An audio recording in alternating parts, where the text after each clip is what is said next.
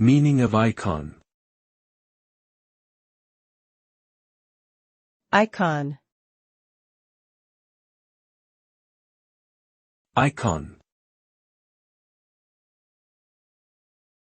Icon. Icon.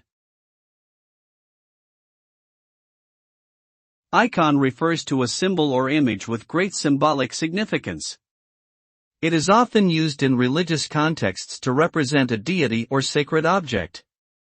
The word originates from the Greek word ikon, which means image. Throughout history, icons have been used in art, architecture, and in various religious practices.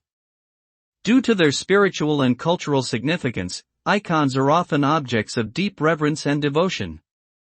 In modern times, the term icon has also been applied more broadly to refer to any object or individual that is deeply admired or revered within a particular community or subculture.